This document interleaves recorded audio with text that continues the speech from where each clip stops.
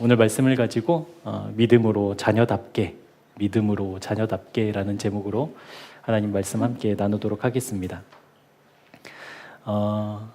설교 목적을 먼저 말씀드릴게요. 설교 목적은 우리가 믿음으로 말미암아 은혜로 구원받았잖아요. 그런 우리의 신분이 그래요. 신분이 믿음으로 말미암아 은혜로 구원받았어요. 그러한 신분을 가진 우리가 하나님의 자녀답게 살게 하는데 오늘 설교의 목적이 있습니다. 실제 우리의 신분이 그러함에도 불구하고 하나님의 자녀답지 않음이 있잖아요.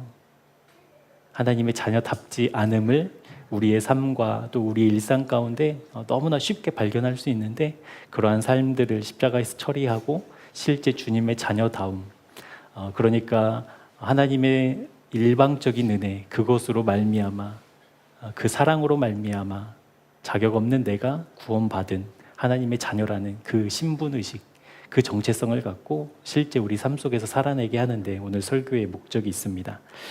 26절에 기록되어 있는 그대로 너희가 다 믿음으로 말미암아 그리스도 예수 안에서 하나님의 아들이 되었다라고 선포하고 있잖아요. 우리가 하나님의 아들이 되었대요. 그러니까 우리가 하나님의 아들이라는 그 신분으로 살아가야 할 터인데 무엇이 그렇게 우리를 하나님의 자녀로 살아가지 못하게 만드는 것인가를 살펴보게 될 것이고, 또 우리가 그렇게 살지 못하게 하는 그런 요소들 우리가 믿음으로 십자가에서 처리하고 온전히 하나님의 자녀로 살게 되는 그 믿음의 담대함이 우리 모두에게 허락되는 은혜의 시간 되기를 주님의 이름으로 축복합니다. 여러분 한번 생각해 보자고요. 내가 구원받은 사실, 내가 하나님을 의식하는 사실, 예수님의 그 십자가가 믿어지는 그 사실, 그것이 어디로부터 시작됐어요? 누구로부터 시작됐어요? 어떻게 여러분 그 믿음을 시작하게 되었죠? 우리에게서 나온 게 아니잖아요. 아무리 하나님이 좋다고 하고 그 십자가가 사랑이라고 해도 그것이 믿어지는 것과 아는 것은 좀 차원이 다른 거 이제 우리는 알잖아요. 그런데 한번 가만히 생각해 보는 거예요. 내가 하나님이 의식돼. 그 십자가가 종종 실감나. 그 은혜가 너무너무 감사해. 실제로 돈도 성공도 명예도 강력하지만 그것보다 하나님의 사랑이 더 귀해라는 그 믿음의 고백이 우리의 삶과 입술 속에서 이렇게 불쑥불쑥 튀어나올 때, 고백되어질 때 그것이 어디로부터 왔을까? 그러니까 내가 어떠한 자격이 있고 어떠한 실력이 있고 또 다른 사람과 이렇게 견주어서 무언가 내세울 것이 있는 사람이라고 하면 그럴 수도 있겠지만 실제 내가 나를 봐도 그 사람들보다 단 한 치도 더 나은 게 없잖아요. 그런데도 불구하고 어떻게 하나님이 의식될까? 하나님이 믿어질까? 그 놀라우신 그 십자가가 이렇게 나를 눈물 나게 할까를 생각해 보면 그건 순전히 하나님의 일방적인 은혜였다라는 것이죠. 그것이 우리의 고백이죠. 우리의 믿음의 고백이죠. 그러니까 나의 잘남으로 예수 그리스도를 알아간 것이 아니라 실제 하나님께서 우리에게 보여주시고 들려주시고 깨닫게 해주시는 그 믿음을 허락해 주셨다라는 거예요. 아멘을 해야 할 때 하시고 이제 좀 그렇게 반응하셔도 괜찮아요. 너무 이렇게 도도하게 고고하게 안 하지 있으셔도 실제 그렇잖아요. 여러분의 노력으로 하나님을 알 수 없잖아요. 여러분의 애씀과 여러분의 그런 수고로 그 십자가를 선명하게 할 수 있는 게 하나도 없거든요. 그럼에도 불구하고 어떻게 나같이 이렇게 무능력하고 무가치하고 그렇게 무자격인 나를 사랑하셔서 그 하나님을 계시해 주셔서 믿음을 허락해 주셔서 그 하나님을 의식할 수 있게 만드셨을까? 그 하나님을 어떻게 알아볼 수 있는 그 믿음의 눈을 허락해 주셨을까 생각해 보면 이 땅의 언어로는 감히 표현할 말이 없어요. 최대한 가깝게 표현하면 감사. 조금 더 표현하면 은혜. 우리에게 주어진 거잖아요. 주어진 거. 그래서 믿음이 아니고서는 도대체 이게 이 신앙 안에서 이루어지는 그 하나님이 현실된다라는 그 사실이 믿음이 아니고서는 설명할 길이 없는데 그 믿음이 어떤 믿음인가, 그 믿음이 얼마나 큰 은혜인가, 사도 바울의 고백 우리 함께 말씀 찾아보도록 하겠습니다. 고린도전서 1장 26절에서 31절까지 말씀입니다. 고린도전서 1장 26절에서 31절까지.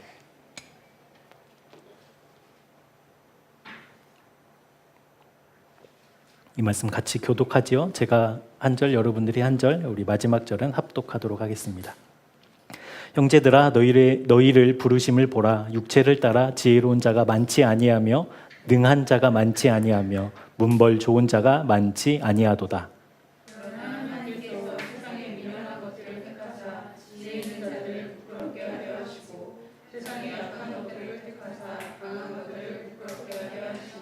하나님께서 세상에 천한 것들과 멸시받는 것들과 없는 것들을 택하사 있는 것들을 폐하려 하시나니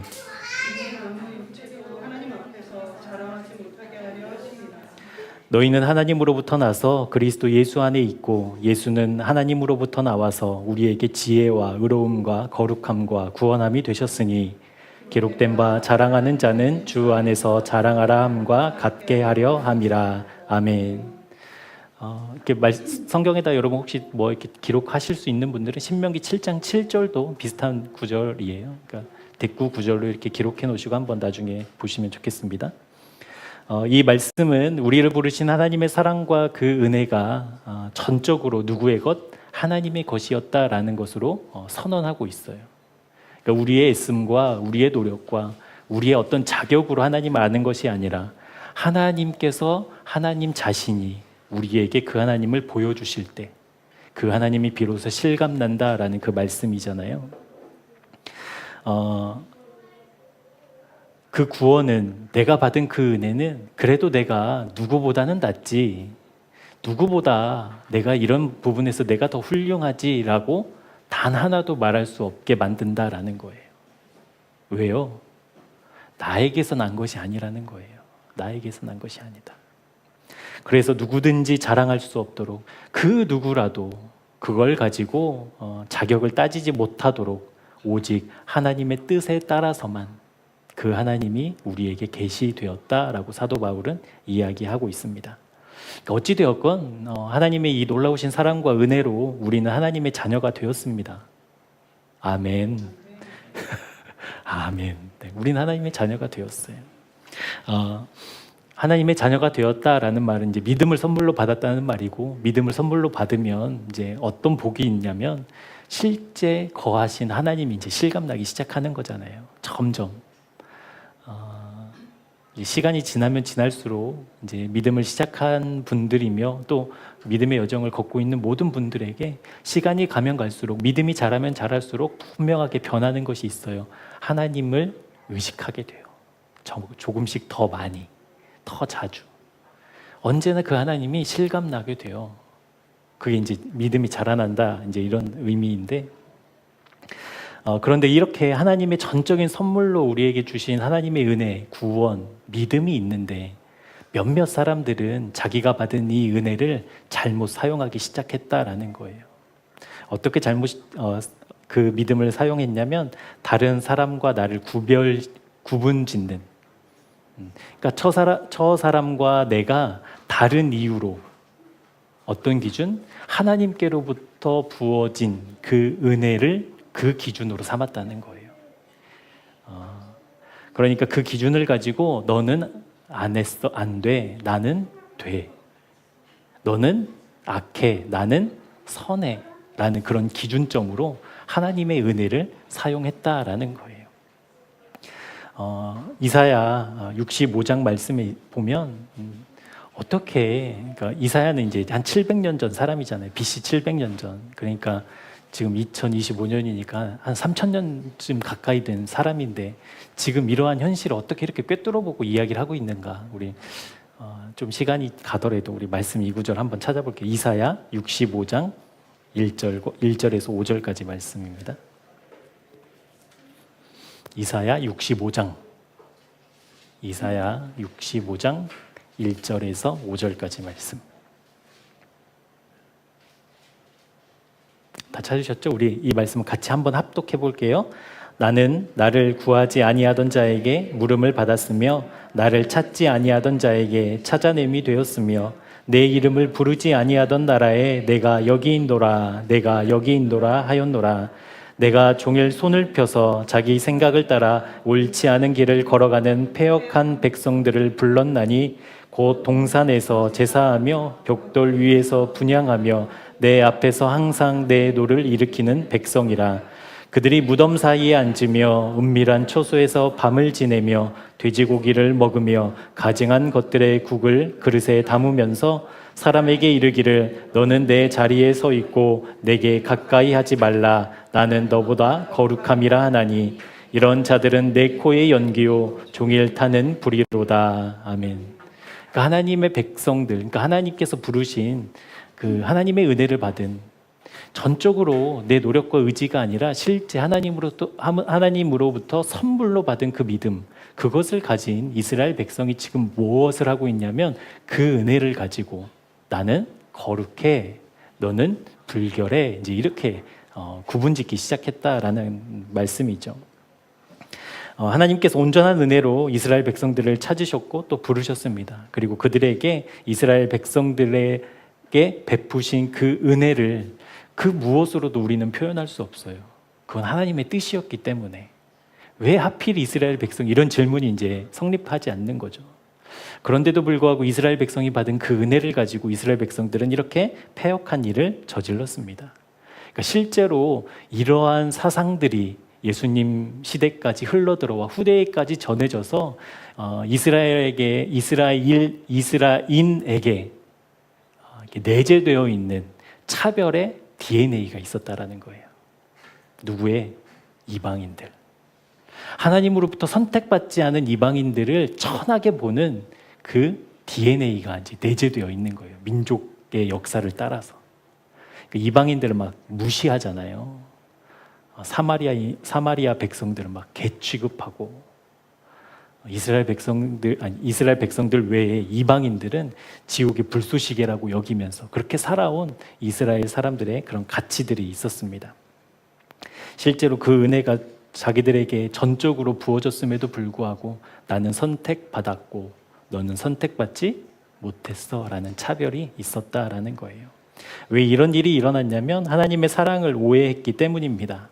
그러니까 하나님께서 이스라엘 백성을 선택하셔서 그들에게 베푸신 은혜는 너희가 특별하기 때문에, 너희가 다른 민족보다 더 뛰어나기 때문에 너희들의 실력 정도라면 이 위대하신 하나님의 자녀가 될 자격이 충분하기 때문에 부르신 것이 아니라 하나님의 전적인 은혜로, 하나님의 절대적인 주권으로 하나님이 자기의 백성을 이스라엘로 선택하셨다라는 거예요.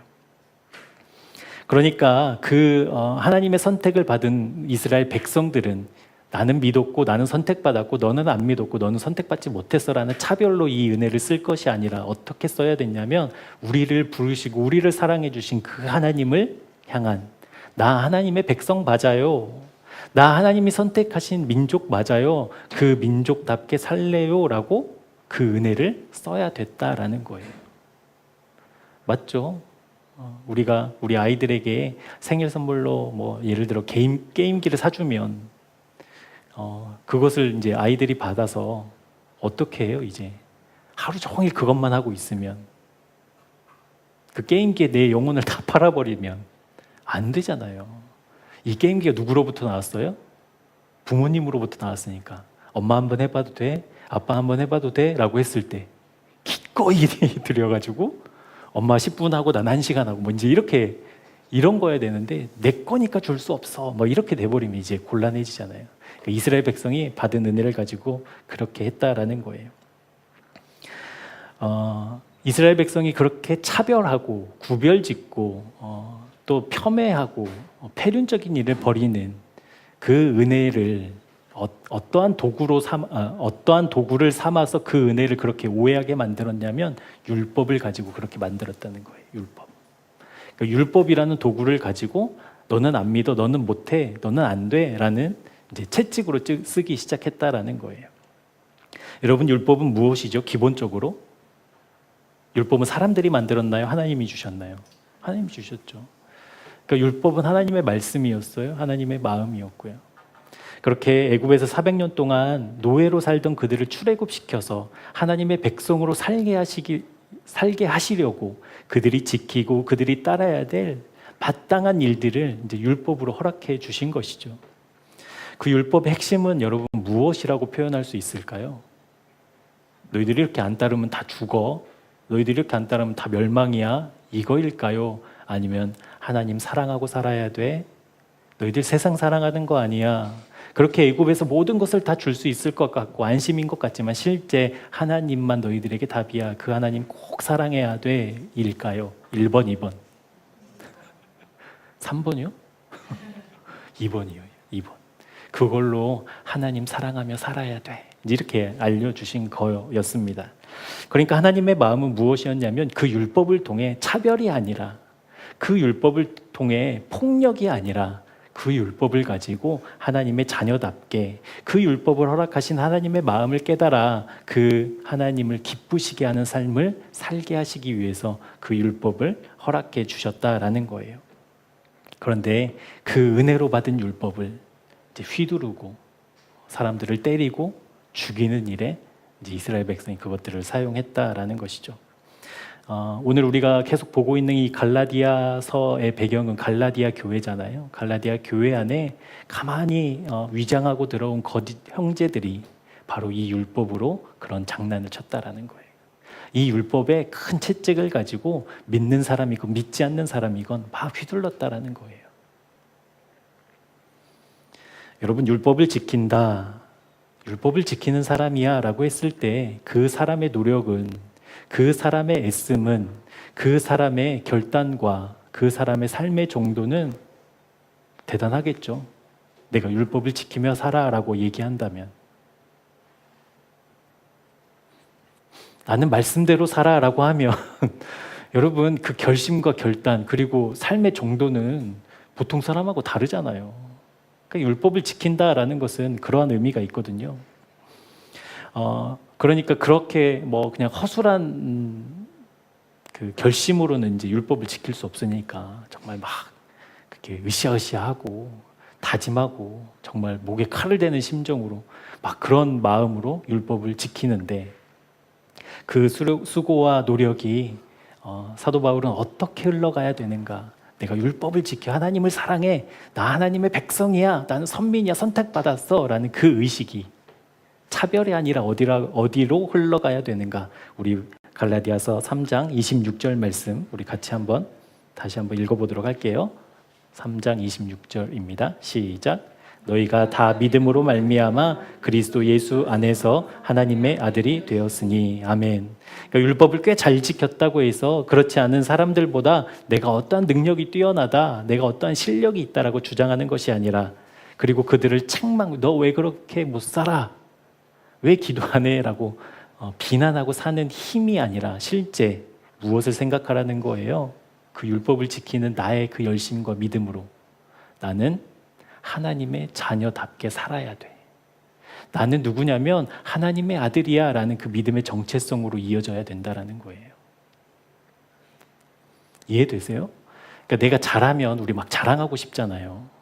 제가 막 영어를 잘하면 설교 시간에 막 영어도 섞어서 할지 않겠어요? 그렇죠. 제가 막 이탈리아 말로는요, 뭐 성경을 이렇게 얘기해요. 이런 구조. 예수님이 이탈리아 사람이었으면 이렇게 얘기했을 거, 뭐 이러지 않겠어요? 자랑하고 싶다고요. 근데 사도 바울은 그 자랑이 아니라 어디로? 하나님의 아들이라는 걸로, 하나님의 자식이라는 걸로, 하나님이 선택하신, 사랑하신 그 존재라는 걸로 연결시켜라, 그 마음을. 기본적으로 율법을 지킨다라는 것은 하나님에 대한 의식이 있는 사람들만 할 수 있는 일입니다. 어떠한 의식이냐면 어떠한 하나님을 의식하는 거냐면 나를 부르신 하나님, 맞죠? 그러니까 나를 부르신 하나님이 나에게 명령하셨어요, 법을 주셨어요 라고 하면 그 법을 내가 따르잖아요, 순종하잖아요. 그 하나님이 나를 뭐라고 부르셨는가? 나를 부르신 하나님께서 나를 무엇이라고 부르시는가? 하나님의 아들, 하나님의 아들. 그러면 이제 하나님은 나를 부르셨고 나는 하나님의 아들이 됐어요 라고 하면 절대 바뀌지 않는 진리가 하나 있어요. 하나님은 아버지가 되시고 나는 아들이 되는 거잖아요. 이건 절대 바꿀 수 없어요. 무슨 상황이든. 그러니까 내가 조금 똑똑하고 뛰어나서 어떤 달란트가 있어서 사람들에게 막 자랑하고 재능이 있어서 사람들이 막 박수를 받는다 하더라도 내가 나를 부르신 하나님보다 하나님만큼 그 하나님의 자리로 갈 수 없다는 거예요. 아무리 내가 날고 겨도 나는 아들이에요, 아들. 26절에 보면 하나님의 아들이라고 이렇게 표현되잖아요. NIV에 보면 이 단어가 이제 자녀라고 해석을 하는데 원어에는 그렇진 않아요. 원어에는 아들이라고 나와요, 아들. 남자, 사람. 그러니까 하나님을 믿었어요. 하나님이 나를 선택하셨어요. 그럼 난 누구예요? 하나님의 아들. 아들이라고 표현하고 있다니까요. 그럼 우리 자매들은 어떻게 해요, 이제? 남자 아이라고 표현하고 있는데 자매들은 어떡하냐고요. 이 배경이 있어요. 유대 사회의 아들은요, 아버지의 상속자예요, 상속자. 상속자이기도 하지만 대리자이기도 해요. 그러니까 똑같아요, 이게. 아들이 아무리 뛰어나도 아버지의 대리자일 뿐이지 아버지가 될 수는 없어요. 맞죠? 그래서 아들이라는 표현을 쓰거든요, 남자 아이. 근데 우리 자매들이 이제 막 서운하잖아요. 아들만 하나님 자식이고 그러냐? 근데 그러지 마셔요. 그리스도의 신부라고도 표현하잖아요. 형제들도 다 신부예요. 그러니까 아들을 써놨다고 막 그렇게 화내지 않으셔도 돼요. 우린 다 신부잖아요. 남자인데 무슨 신부야? 그런 의미가 아닌 거죠. 그러니까 실제 아버지와 아들의 관계를 지금 표현하고 있는 거예요. 하나님이 부르셨고 하나님 선택하셨어. 이 사람은 아버지가 야 아들, 너 큰아들 너는 가서 이러이러한 일을 해라고 하면 그 아들은 아버지의 권위로 일하는 거거든요. 그 권위가 있어요. 부여돼요. 그래서 나 누구의 아들입니다라고 하면 그 누구라는 아버지의 권위를 인정해줘요, 사회적으로. 그런 의미에서 아들이라는 표현을 쓰거든요. 그래도 이제 바뀌지 않아요. 아들은 아들일 뿐이에요. 아버지가 될 수 없어요. 절대. 그러니까 아버지와 아들의 관계에서는. 그런데 지금 잘못된 율법주의가 어떻게 이 아버지와 아들의 관계를 설정하고 있냐면 아들이 뛰어나서 아들이 잘해서 아버지를 짓밟고 올라서게 만들었다는 거예요. 그게 율법주의였다는 거예요. 그러니까 하나님이 허락하신 율법, 그것을 가지고 그것을 잘 지키는 사람들이 힘을 모아서 그렇지 못한 사람들을 짓밟고 평가하고 짓누르는, 하나님처럼 군림하려는 잘못된 영적 흐름들이 갈라디아 교회에 막 흘러가고 있으니까 사도 바울이 급하게 편지를 써서 이 갈라디아서를 이제 보낸 거라는 거예요. 여러분, 율법을 어떻게 이해했길래 뭐 이런 일이 벌어졌을까? 이제 한 가지 예를 들어볼게요. 우리 일산에서 이제 살인 사건이 났어. 어떤 사람이 이렇게 칼로 어떤 사람이 이렇게 찔러서 죽였다고 이제 칩시다. 근데 경찰들이 다 막 나와가지고 이제 막 수사를 하고 이제 막 그렇게 하다가 한 사람을 구속을 딱 했어요. 그래서 신문에 났어요. 근데 그 사람이 누구냐, 범인이냐 그랬더니 그 칼을 만든 회사 사장이었어요. 말이 돼요, 여러분? 어떤 사람이 칼로 사람을 죽였어요. 근데 경찰이 막 수사해서 왜 사람을 죽일 만큼 칼을 날카롭게 만들어가지고 사장 구속시켜, 뭐 이런 게 말이 되냐고요. 안 되죠, 안 되죠. 그러니까 하나님께서 허락하신 율법은 절대 우리에게 그렇게 쓰라고 주신 것이 아니었는데 사도 바울 역시도 갈라디아 갈라디아 교인들에게 너희들 그 율법 받은 거, 너희들이 하나님의 말씀 받은 거, 그거 너희들의 군림하라고 준 거 아니야. 하나님의 자녀라는 증거야. 라고 끊임없이 이야기하고 있음에도 불구하고 교회 안에서 누가 칼을 만들었어? 누가 그 율법을 잘못 줬어? 이제 막 이런 다툼들이 일어나고 있었다라는 것이죠. 율법의 역할이 23절, 24절에 잘 기록되어 있는데 우리 이 말씀 같이 한번 합독하도록 하겠습니다. 시작. 계시될 믿음의 때까지 갖췄느니라. 이같이 율법이 우리를 그리스도께로 인도하는 초등교사가 되어 우리로 하여금 믿음으로 말미암아 의롭다함을 얻게 하려 함이라. 아멘. 사도 바울은 이 율법을 초등교사에 비유하고 있거든요.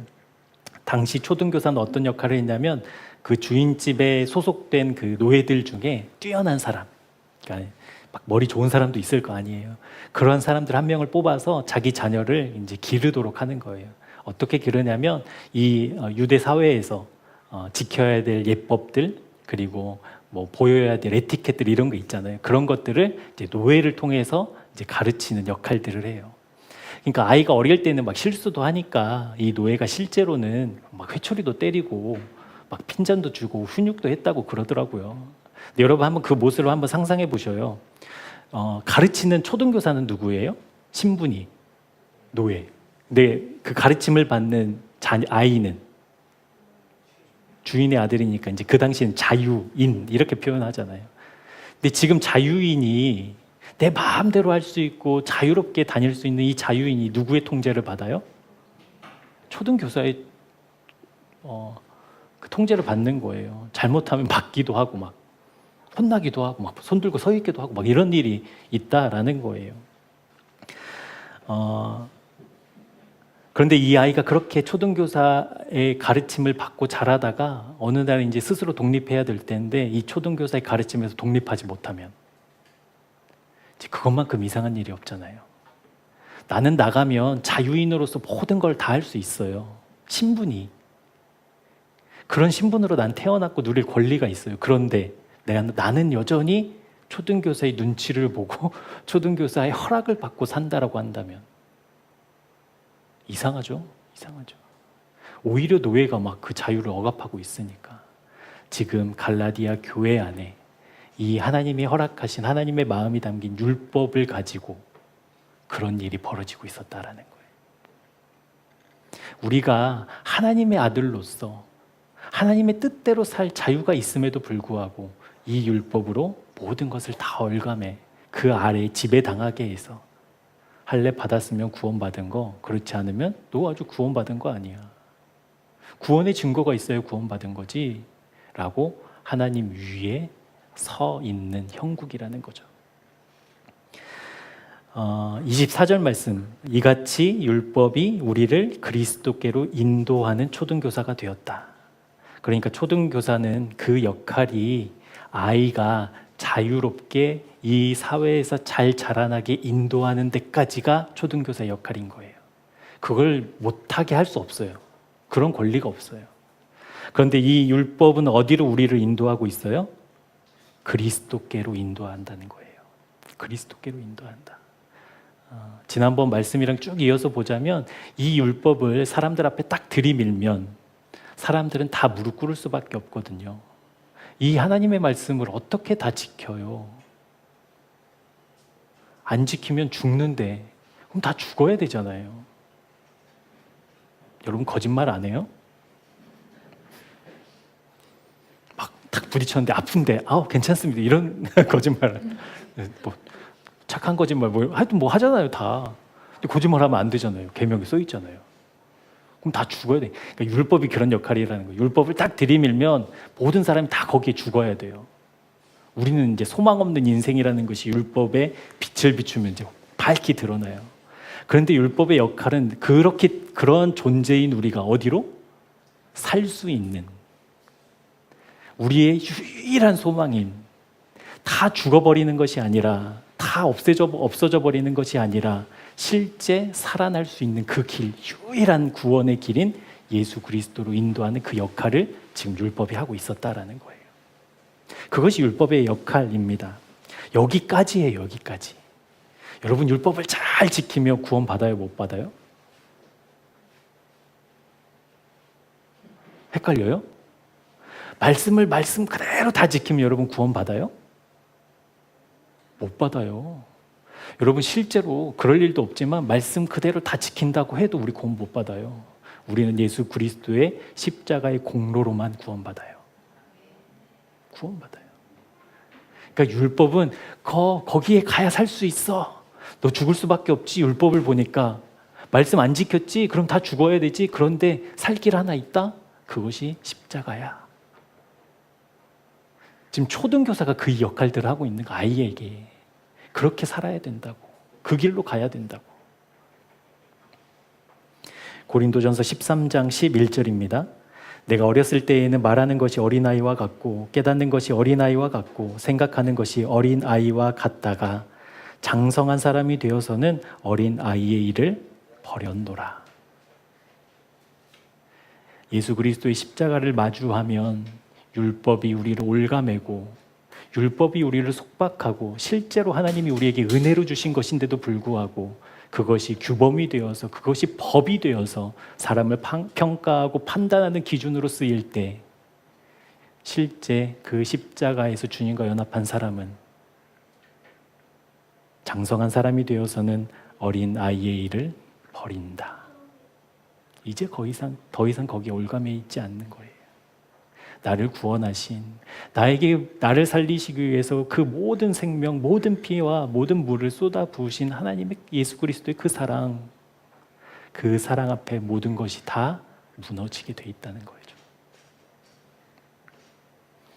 율법은 우리의 처절한 상태, 우리의 본래 모습을 확인하게 함으로써 우리를 어디로 가게 하냐면 십자가로 향하게 합니다. 그것이 율법의 역할이에요. 그 십자가에서 무엇을 하지요? 우리 주님과 연합해 이 땅의 모든 가치들, 연결된 모든 것들을 끊고 내 의지와 판단을 다 죽음으로 넘기고 누구로? 그리스도로 사는 것. 믿음으로 사는 것. 그것이 실제되게 하는 그 십자가. 그 십자가에서 주님과 연합한 우리들에게 하나님이 허락하신 은혜가 어떻게 표현되어 있냐면 옷을 입혀주신다라고 표현되어 있어요. 여러분, 옷은 신분을 상징하잖아요. 신분. 제가 이렇게 양복이 아니라 공사장 옷 입고 가면 아저씨 이럴 거 아니에요. 근데 제가 여기다가 딱 정장 쫙 입고 여기다가 금배지 하나 딱 달고 가면 의원님 이럴 거 아니에요. 옷은 신분을 상징해요. 우리가 십자가에서 주님과 함께 연합하면 그리스도께서 우리에게 옷을 입혀주셔요. 옷을 입혀주시면 내가 하나님의 자녀, 주님과 연합한 하나님의 백성 정도가 아니라 하나님의 자식이 되는 거예요. 아들이 되는 거예요. 그리스도와 함께. 그 뒤에는 이제 초등교사 아래에서 지도받지 않는다라는 거예요. 초등교사의 가르침과 초등교사의 통제에 속박되지 않는다는 거예요. 나는 아들이니까. 그러니까 사도 바울이 무엇을 얘기하고 싶냐면 갈라디아 교회 교인들아, 너희들 아들인 게 중요한 거야. 아들인 게. 그 초등교사 아래에서 나는 내가 누구 집 자식이야 라고 하는데 실제 삶은 막 초등교사한테 회초리 막 울고 막 손 들고 벌 받고 있고 그런 삶을 살고 있는데 너 실제는 그 초등교사를 고용한 사람이 너희 아버지 이제 이 얘기를 하고 있는 거예요. 계속 거기에 얽매여 있지 말라고. 우리 25절에서 27절까지 말씀도 한번 같이 읽어볼게요. 네, 시작. 믿음이 온 후로는 우리가 초등교사 아래 있지 아니하도다. 너희가 다 믿음으로 말미암아 그리스도 예수 안에서 하나님의 아들이 되었으니 누구든지 그리스도와 합하기 위하여 세례를 받은 자는 그리스도로 옷 입었느니라. 그러니까 옷 입은 우리, 그리스도께 율법의 빛을 비춰서 나 죽을 것 같아 라고 했을 때 너 살 길이 있어, 십자가야. 그래서 십자가로 막 달려가서 주님과 함께 딱 연합했는데 그때 예수님이 우리에게 그리스도로 옷을 딱 입혀주는 거예요. 우리의 정체성, 하나님의 자녀. 사랑하는 여러분, 담대하게 선포할게요. 여러분 하나님의 자녀예요. 자녀예요. 하나님의 자녀. 그런데 간과하지 말아야 될 게 있습니다. 하나님의 자녀인 것과 하나님의 자녀답게 사는 것은 조금 다른 문제예요. 이해되시죠?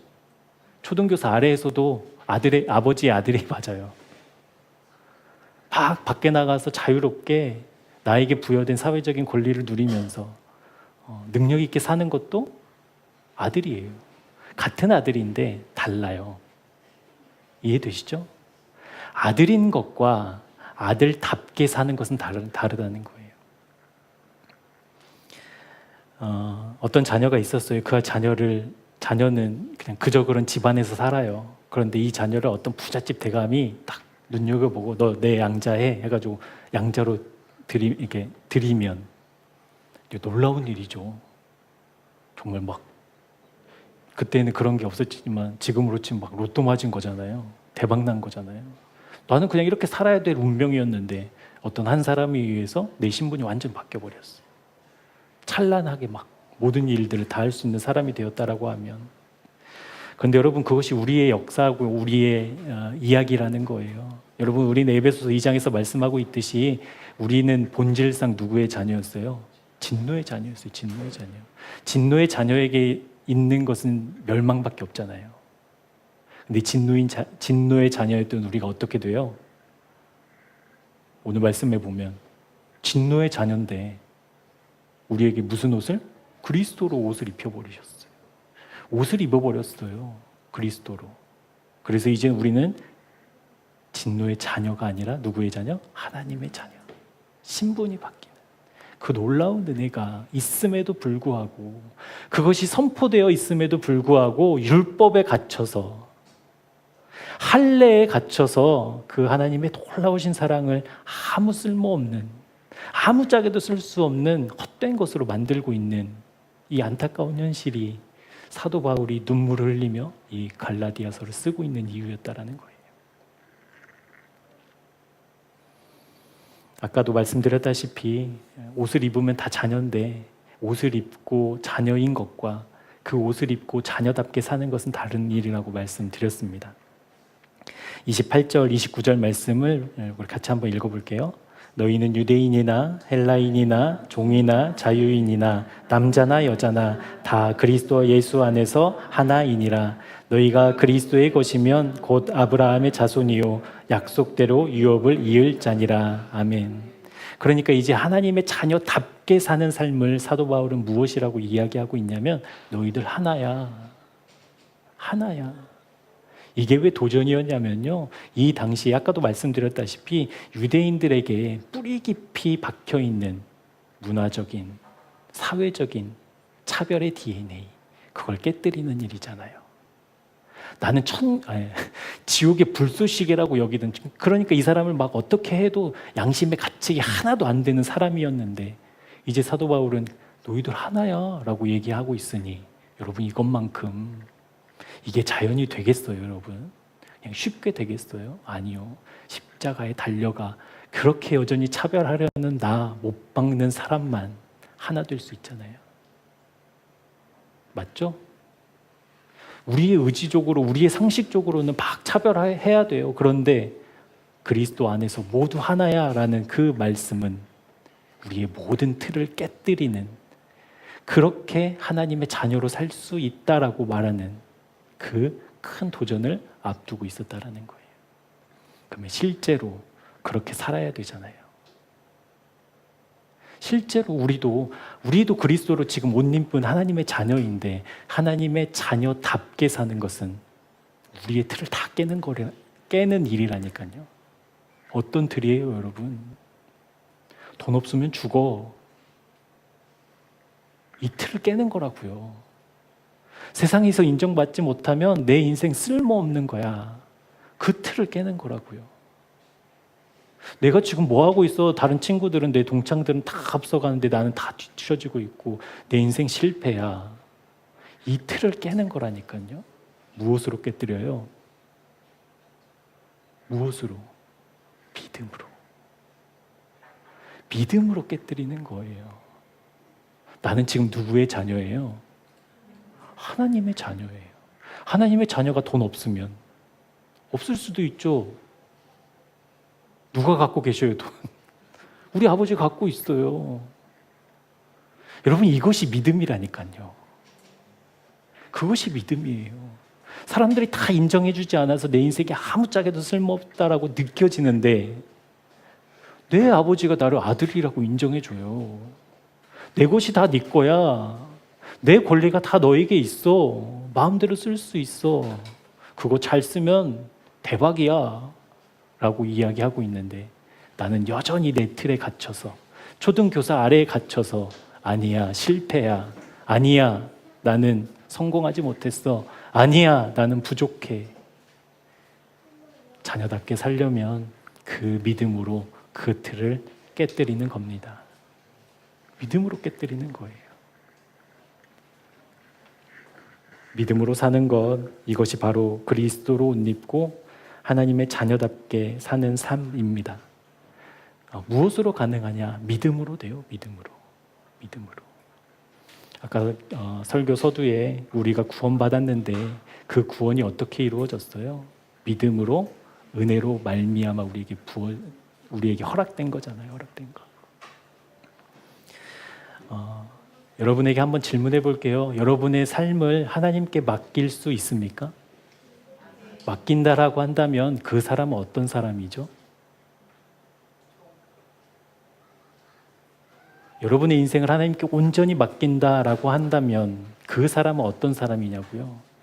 하나님을 믿는 사람. 여러분이 상황과 환경에 휘둘리지 않고 그럼에도 불구하고 여전히 변하지 않으신 하나님을 신뢰하고 그 하나님을 붙잡고 사는 사람은 어떤 사람이죠? 하나님을 믿는 사람이라는 거예요. 하나님을 믿는 그 믿음은 이 세상의 기준과 가치와 이 세상의 흐름의 기준으로 작동되지 않아요. 그래서 믿음이 어렵기도 하고 너무 쉽기도 하고 그렇죠.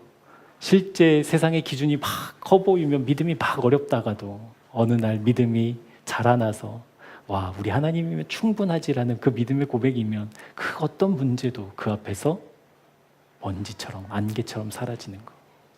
우리 그거 경험했으면 좋겠습니다. 믿음으로 틀을 깨뜨려 하나님의 자녀로 사는 그 영광스러운 직분 우리 회복하고 그 어떤 것도 우리를 올가매길 수 없다. 나는 하나님의 자녀다. 그래서 나는 이제 하나님의 자녀답게 산다. 어떻게 살래? 우리 하나님 믿음으로. 그 모든 것을 다 갖고 계시고 모든 것을 통치하시고 모든 것을 이루신 그 하나님을 아버지로 믿음으로 산다. 그 믿음의 고백 우리 남은 한 주 동안 우리 삶의 모든 일상 가운데 선포되는 놀라운 역사가 저와 여러분의 삶 가운데 가득하기를 주님의 이름으로 축복합니다. 예수님의 시험을 통해 우리는 분명히 보았습니다. 하나님의 자녀는 자기 의지로 살지 않아요. 더 이상. 하나님의 자녀는 더 이상 자기 판단으로 살지 않아요. 오직 하나님의 말씀과 믿음으로 살아요. 그것을 예수님이 시험을 통해서 보여주셨어요. 그렇다고 한다면 우리가 주님을 따라가는 주님의 사람들이라고 할 때 우리 역시도 내 판단과 내 기준이 아니라 하나님을 믿는 그 믿음으로 때로는 사망이 음침한 골짜기 같을 때라도 믿음으로 걸어가.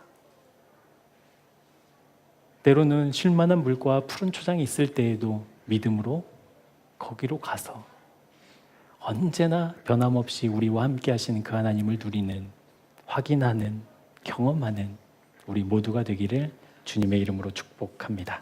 기도하겠습니다. 사랑하는 주님, 자격도 조건도 그럴만하지도 않은 나를 주님의 자녀 삼아주신 그 은혜를 날마다 찬양하고 기뻐하며 실제 하나님의 자녀답게 살아가는 은혜를 허락해 주옵소서. 율법을 주신 이유가 바로 그 은혜를 더욱 선명히 보게 하시기 위함이었습니다. 하지만 그 율법을 가지고 하나님의 사랑을 오염시켰던 지독한 죄인의 모습을 내 안에서 발견합니다. 그럼에도 불구하고 하나님의 사랑은 변함없이 나를 향하고 있음에 또한 감사합니다. 하나님, 주님의 그 사랑이 포기 않으시는 하나님의 그 열심이 실감나는 믿음의 삶을 살게 하여 주옵소서. 그리하여 하나님의 자녀다움이 우리를 보내신 모든 곳에서 확인되는 기쁨 누리도록 우리 모두에게 믿음 더하여 주옵소서. 그 믿음으로 승리하는 새 생명 교우들이 다 되도록 은혜 위에 은혜 부어 주시기를 간절히 원합니다. 하나님, 우리의 기도에 응답하여 주옵소서. 예수님의 이름으로 기도합니다. 아멘. 이스라엘 백성을 온전한 하나님의 은혜로 선택하셨고 부르셨습니다. 그럼에도 불구하고 하나님의 그 은혜를 다른 사람과 구별하는, 다른 사람을 차별하는 무서운 도구로 사용했습니다. 원래 보이셨던 그 사랑과 은혜로부터 비껴나 하나님 위에 군림하는 어처구니 없는 모습을 보게 하셨습니다. 십자가에서 주님과 함께 연합하지 않으면 일어나는 어쩌면 너무나도 당연한 모습입니다. 사랑하는 교회에, 사랑하는 교우들에게 그리고 사랑하는 우리 가족들에게, 이 나라와 민족에게 십자가를 잃어버려 자기가 옳다고 주장하는 외침들이 사라지게 하여 주옵소서. 전적인 은혜로 하나님의 자녀로 부름받았음에도 자녀답게 살지 못한 지난 시간들을 회개합니다. 이제 날마다 십자가에서 주님과 연합한 사실이 현실되어 하나님의 자녀답게 이 세상 속에서 믿음으로 승리하며 사는 우리 모두 되게 하여 주옵소서. 이제는 우리 구주 예수 그리스도의 은혜와 하나님 아버지의 끝이 없으신 사랑하심과 성령 하나님의 마음에 찾아와 우리를 이끄시는 역사가 오늘 하나님의 자녀다움을 회복하며 그렇게 살기를 소원하는 주님의 사람들 위해, 그들의 가정과 생업과 모든 일상 위에 지금부터 영원토록 함께 하옵시기를 간절히 축원하옵나이다. 아멘. 주님 감사합니다.